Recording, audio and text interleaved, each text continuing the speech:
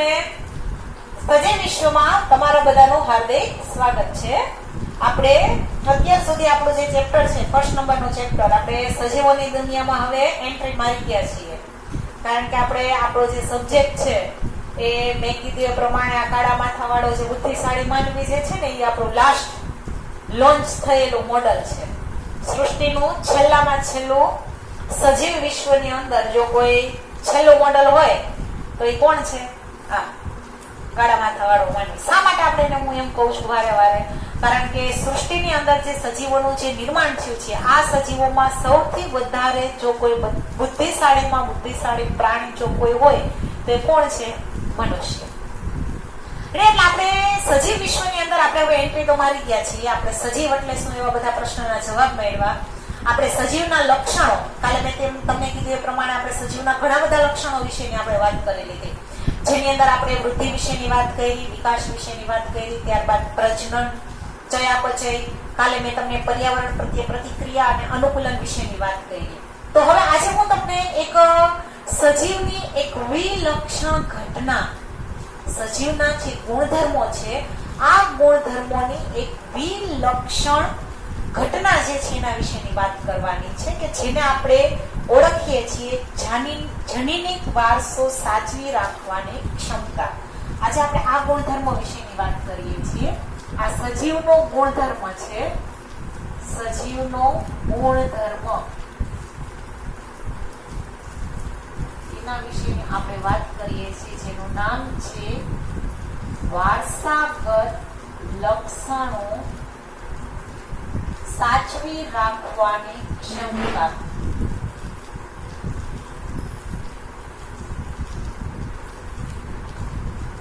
આ એક સજીવનો વિલક્ષણ ગુણધર્મ છે. કયો ગુણધર્મ? વારસાગત લક્ષણો સાચવી રાખવાની ક્ષમતા. હવે હું તમને આ વસ્તુ પહેલા ઉદાહરણ દ્વારા સમજાવું કે કઈ રીતના સૃષ્ટિના બધા જ સજીવો કે જેની અંદર આ એક વિલક્ષણ ઘટના જોવા મળે છે. હું તમને પ્રશ્ન પૂછું. આપણે પહેલા વનસ્પતિ ઉપર વાત કરીએ.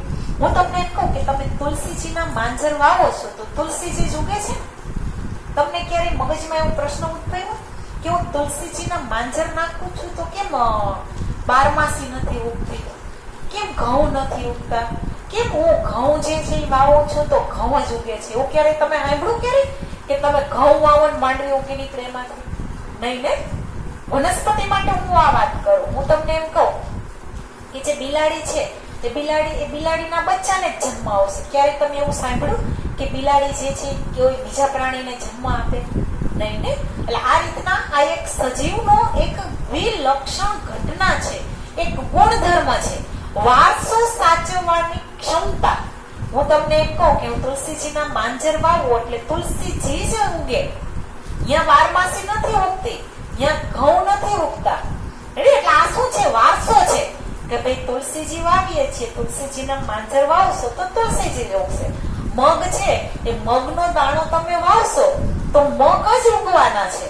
મગનો દાણો તમે વાવશો તો ક્યારે તમે સાંભળ્યું કે કેળનું જે હર્બ છે જે ઉગી નીકળું?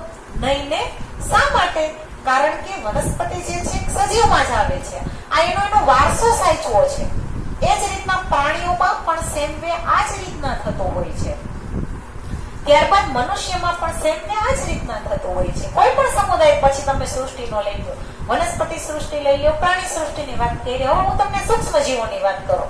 ચલો, સૂક્ષ્મ જીવોમાં અત્યાર સુધી આપણા મગજમાં એક જ છે. કોણ? અમીબા. ચલો આપણે બીજા પોઈન્ટ નથી ઓળખતા. હું એમ કહું, અમીબા જે છે એ જ્યારે અલિંગી પ્રજનનની મેથડથી જ્યારે પ્રજનન કરે છે તો એક અમીબામાંથી બે બાળ અમીબા જ બનશે. ક્યારે તમે એવું સાંભળ્યું કે એક અમીબામાંથી બે યુગ્લિના બન્યા કે બે બીજા કોઈ બેક્ટેરિયા બન્યા? એવું નથી સાંભળ્યું ને તમે ક્યારે. અને એવું ક્યારે પોસિબલ પણ નથી આ વસ્તુ. એટલે આ રીતના આ એક સજીવનો લક્ષણ છે, એક વિલક્ષણ ઘટના છે. આ વિલક્ષણ ઘટનાને આપણે નામ શું આપી દીધું છે? વારસો. કારણ કે સૃષ્ટિના બધા જ સજીવો જે છે એની અંદર આ રીતના વારસો સાચવી રાખવાની ક્ષમતા હોય છે. એટલા માટે જ મેં તમને આ પ્રશ્નોત્તરી કરી કે ભાઈ તુલસીજીના માંજર વાવીએ છીએ તો તુલસીજી ઉગે છે. બિલાડી જે છે બિલાડીના બચ્ચાને જન્મ આપશે, ન કે કોઈ બીજા પ્રાણીને. ને એટલે આ રીતના એની અંદર આ એક વિલક્ષણ ઘટના છે, વારસો સાચવી રાખ્યો છે. તો હવે મેં કીધું એ પ્રમાણે વારસો સાચવવાની ક્ષમતા છે, આ બધા માટે જવાબદાર કોણ હશે? કોષ, સેલ. કારણ કે આપણો રચનાત્મક અને ક્રિયાત્મક એકમ સજીવનો કોણ છે? તો કે સેલ.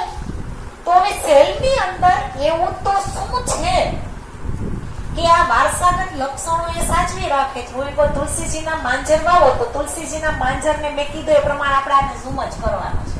આપણે આખા વર્ષ બાયોલોજી ભણશો ને આને ઝૂમ જ કરવાનો. આને ઝૂમ કરશો એટલે આપણે સેલ દેખાવાના છે. તુલસીજીના માંજરને હું ઝૂમ કરીશ એટલે સેલ જ દેખાશે ને. બિલાડી છે એને હું ઝૂમ કરીશ તો એમાં એને સેલ જ દેખાવાના છે. કારણ કે બધાનો રચનાત્મક અને ક્રિયાત્મક એકમ કોણ છે? કોષ, સેલ. તો આ કોષની અંદર એવું તો શું છે? કારણ કે મેં તમને કીધું એ પ્રમાણે શરૂઆતમાં જ કીધું, આ એક વિલક્ષણ ઘટના છે.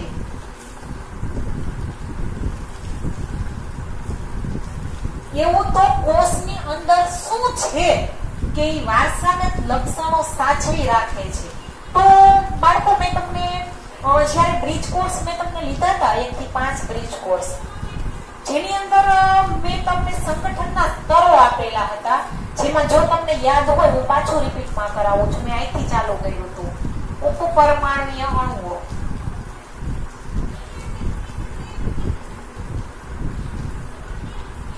પરમાણુ, અણુઓ, ત્યારબાદ અંગિકાઓ. આ અંગિકાઓનો સમૂહ ભેગો મળશે એટલે કોષ બનશે. કોષનો સમૂહ ભેગો મળશે એટલે પેશી બનશે. પેશીમાંથી અંગ બનશે. અંગમાંથી અંગતંત્ર બનશે અને આ અંગતંત્ર ભેગા મળશે એટલે સજીવ બનશે.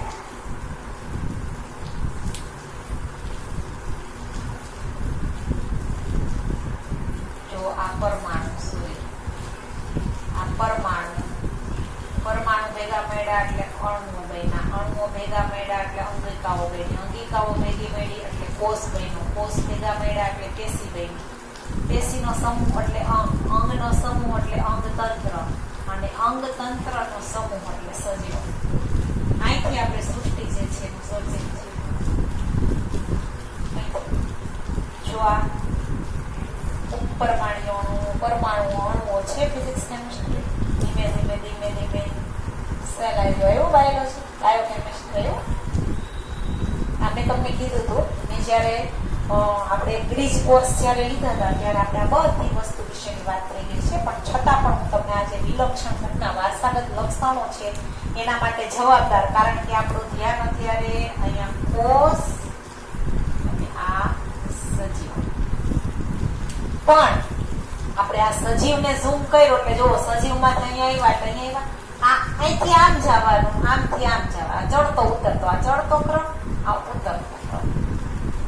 આ આખું સજીવ ભણો ને એટલે ક્યારેક ચડવાનું આવે, ક્યારેક ઉતરવાનું આવે. જે તમને સંગઠનના સ્તરો આપ્યા ને, સંગઠનના સ્તરોમાં આખું બાયોલોજી આવી ગયું. પછી આ સજીવથી લઈ અને મેં છેક તમને જીવાણુ સુધી લઈ ગઈ હતી.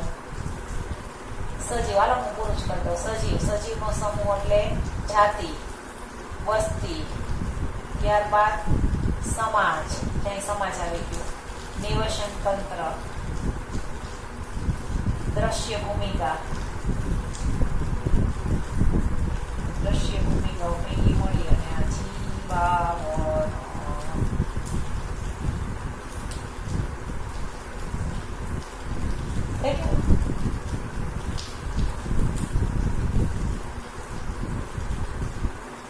હવે આપણે આને શું રિલેશન છે સમજવાનું છે. આખું બાયોલોજી ભણવા માટેનો આધાર છે. આમાં બધે વિજ્ઞાન આવી ગયા, બાયોલોજીની બધી શાખાઓ આવી ગઈ. અહીંયા શરૂઆતમાં જીવ વિજ્ઞાન એટલે અહીંયા ફિઝિક્સ આવી ગયો, કેમેસ્ટ્રી આવી ગયો, નિર્જીવ ઘટકો, પછી આ બધા સજીવ ઘટકો છે. અહીંયા સજીવ ઘટકો અને પર્યાવરણ વચ્ચેનો રિલેશન અને ઇકોલોજી છે, આ બધું આમાં આવી ગયું. હવે હું તમને આ વિલક્ષણ ઘટના છે એના માટે જવાબદાર શું છે? તો કે આપને ખબર છે કે સજીવનો રચનાત્મક અને ક્રિયાત્મક એકમ કોણ?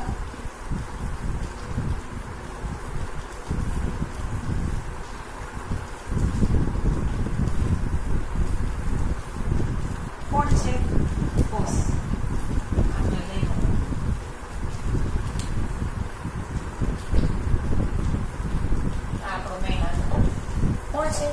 જીવનો રચનાત્મક અને ક્રિયાત્મક એકમ કોષ છે. તો આ કોષ છે એના લક્ષણો કોષને લીધે નથી, પણ કોષની અંદર આવેલી અંગિકાઓને લીધે છે. જો આ નીચે ઉતરો છે, હું અહીંયા સેન્ટેન્સ લખું છું. કોષના લક્ષણો કોષની અંદર આવેલી અંગિકાઓને લીધે છે.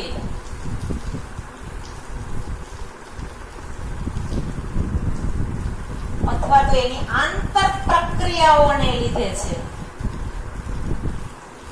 પછી હું હવે પેશીની વાત કરું. ધારો કે પેશી છે, તો એ પેશીના લક્ષણો કેના લીધે છે?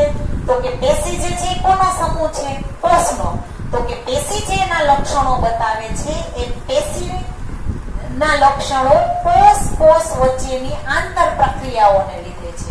પછી હું એમ કહું અંગ જે છે એના લક્ષણો અંગ જેનું બનેલું છે, કેનું બનેલું છે? પેશીના સમૂહને લીધે. આ પેશીની આંતર પ્રક્રિયાઓને લીધે છે. એટલે આ રીતના આમાં તમે ચડતા ક્રમમાં ઉતરતા ક્રમમાં જશો એટલે બધી પ્રક્રિયાઓ થતી હોય છે. એક સેન્ટેન્સમાં એ લખી નાખ્યું છે કે કોષના લક્ષણો કોષની અંદર આવેલ અંગિકાઓને લીધે છે. કોષના લક્ષણ અંગિકાને લીધે. એ જ રીતના પેશીના લક્ષણ કેને લીધે? કોષને લીધે.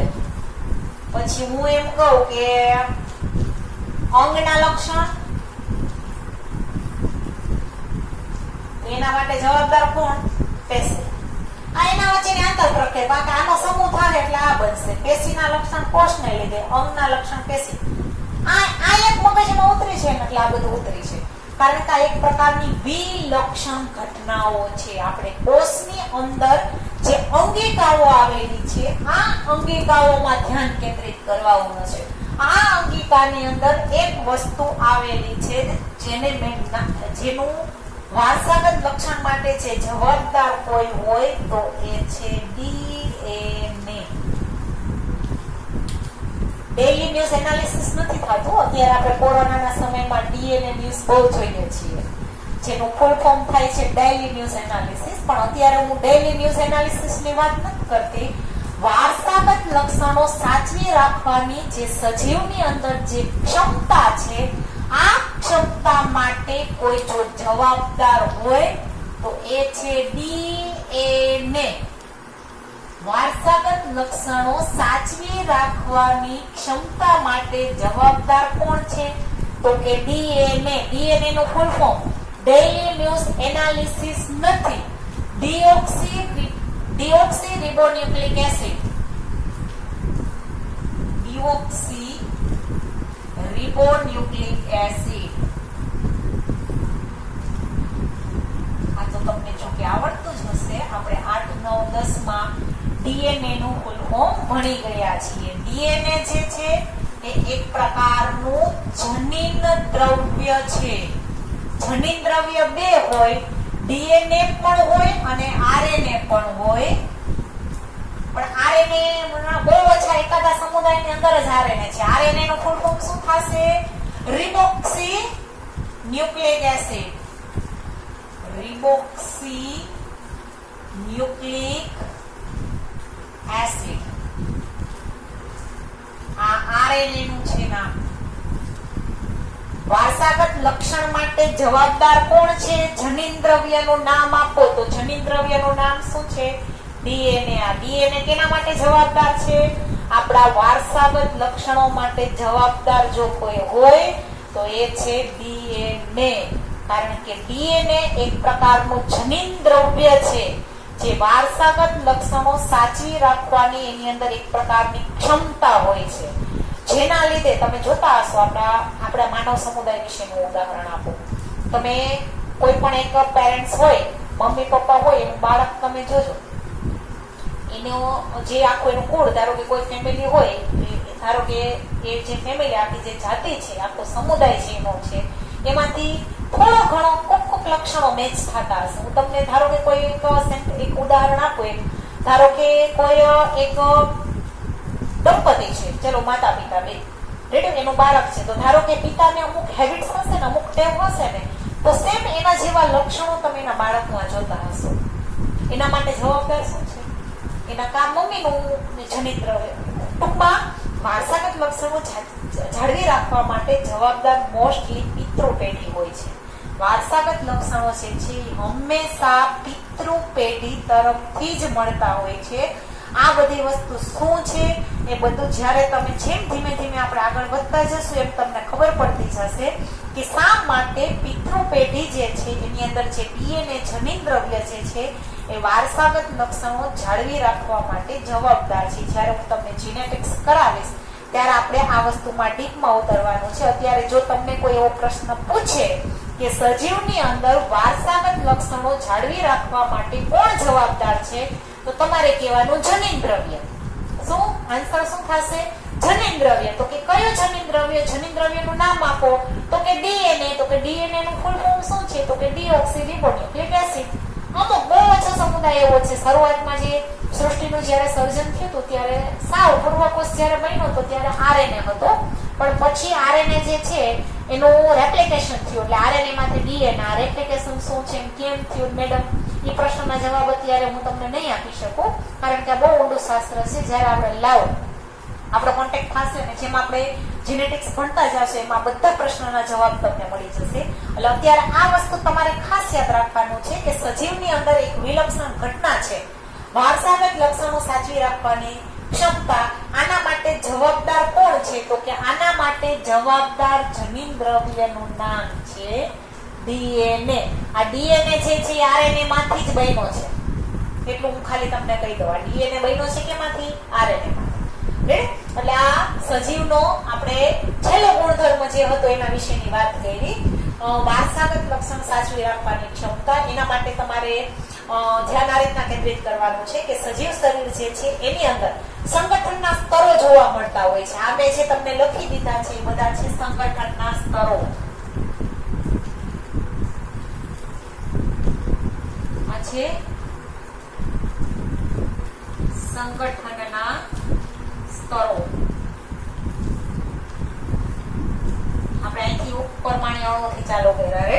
એટલે આ રીતના સજીવની અંદર સંગઠનના સ્તરો જોવા મળે છે, જેમાં એકબીજાના આ રીતના સમુદાયો ભેગા થઈ અને આપણે સંગઠનનો સ્તર આખો તમને અહીંયા લખી દીધો છે. રેડી? પછી આપણે એ રીતના વાત કરવાની કે સજીવની અંદર કોઈ પણ જે લક્ષણ હોય છે, તો કે સજીવનો રચનાત્મક અને ક્રિયાત્મક એકમ કોણ છે? તો કે સેલ, કોષ. રેડી? એટલે આપણે જો આ કોષ મેં તમને અહીંયા લખીને બતાવ્યું. કોષમાં પહોંચવા માટે આપણે આટલાની જરૂરિયાત ઊભી થઈ છે, અમે લખી દીધું છે તમને. એટલે જે કોષ, પછી તમારે થિયરીમાં એ રીતના લખવાનું કે કોષના લક્ષણો જે છે એના માટે જવાબદાર કોષ નથી, પણ કોષની અંદર આવેલી અંગિકાઓ જવાબદાર છે. આ અંગિકાઓની આંતર પ્રક્રિયાઓ થાય છે એટલે કોષ એના લક્ષણો બતાવે છે. તો સજીવની અંદર જે વારસાગત લક્ષણો જે જીનેટિક્સ જે છે એ જાળવી રાખવાની જવાબદારી કોની છે? તો કે અંગિકાની છે. તો કે કઈ અંગિકાની છે? તો કે ડીએનએ. આ એક જનીન દ્રવ્ય એમાં આવેલું છે, ડીઓક્સીરિબોન્યુક્લિક એસિડ. ડીએનએ છે એ બનેલો છે આરએનએ માંથી જ. આ પ્રક્રિયા શું છે, રેપ્લિકેશન થાય છે એમાં, એ બધું હું તમને જેનેટિક્સ જ્યારે કરાવીશ ત્યારે તમને સમજાવીશ. ખાલી આટલું જ યાદ રાખવાનું. વારસાગત લક્ષણો જાળવી રાખવાની ક્ષમતા છે એના માટે જવાબદાર છે ડીઓક્સીરિબોન્યુક્લિક એસિડ, નહીં કે ડેઇલી ન્યૂઝ એનાલિસિસ. એટલે અત્યારે આ કોરોનાના સમયમાં આપણે આ બધા બહુ જોઈએ છીએ, એટલે ભૂલથી આ ન લખાય છે ડેઇલી ન્યૂઝ એનાલિસિસ. આપણે આનું ફૂલ ફોર્મ શું લખવાનું છે? ડીઓક્સીરિબોન્યુક્લિક એસિડ. આ ડીઓક્સીરિબોન્યુક્લિક એસિડ જે બનેલો છે રિબોક્સીન્યુક્લિક એસિડ માંથી જ આ જવાબદાર છે વારસાગત લક્ષણો માટે. એટલા માટે જ મેં શરૂઆત જ્યાંથી કરી હતી કે તુલસીજીના માંજર વાવીએ છીએ તો તુલસીજી કેમ ઉગે છે, કેમ મગ નથી ઉગતા, કેમ ઘઉં નથી ઉગતા? ઘઉંનો દાણો વાગશો તો ઘઉં જ ઉગશે, મગ નહીં ઉગે. એના માટે જવાબદાર કોણ છે? આ જનીન દ્રવ્ય. આ પ્રશ્નનો જવાબ. એટલે આ રીતના આપણે તમારા પ્રશ્નનો જવાબ આજે મેં આપી દીધો છે. આજનો લેક્ચર આપણે અહીંયા ઓવર કરીએ છીએ. એની હારે આપણે સજીવના ગુણધર્મો જે છે એ પણ આજે આપણે અહીંયા પૂરા થઈ ગયા છે. હવે આપણે સ્ટેપ ટુ સ્ટેપ બીજા ટોપિક ઉપર ઉતરવાનું છે. આ પેજ નંબર 5 ઉપર જે પેજ પૂરો થાય છે અહીંયા છેલ્લો આ ગુણધર્મ તમને આપેલો છે. રેડી? હવે 6થા નંબરના પેજથી એક નવો ટોપિક આપેલો છે જે હું તમને નેક્સ્ટ લેક્ચરમાં તમને કરાવીશ. આજનો લેક્ચર હું અહીંયા ઓવર કરું છું અને આ જે વસ્તુ છે એ તમને ટેક્સ્ટ બુકમાં સ્ટેપ ટુ સ્ટેપ નથી આપેલી, તમને પેરેગ્રાફ મારફતે આપેલી છે. એટલે આ વસ્તુનો તમે સ્ક્રીનશોટ લઈ લ્યો. આ વસ્તુ વાંચી લીધા પછી તમે ટેક્સ્ટ બુકનો એ જે પેરેગ્રાફ છે છેલ્લે આપેલો છે પેજ નંબર 5 ઉપર એ રીડ કરજો. બે વસ્તુને સરખાવજો. આ બધું સમજાઈ જશે એટલે તમને ટેક્સ્ટ બુકની અંદર જે વસ્તુ આપેલી છે એ સમજાઈ જશે. રેડી? આનો સ્ક્રીનશોટ લઈ લ્યો તમારી યાદી માટે અને પછી ટેક્સ્ટ બુક સાથે એને સરખાવતા જજો.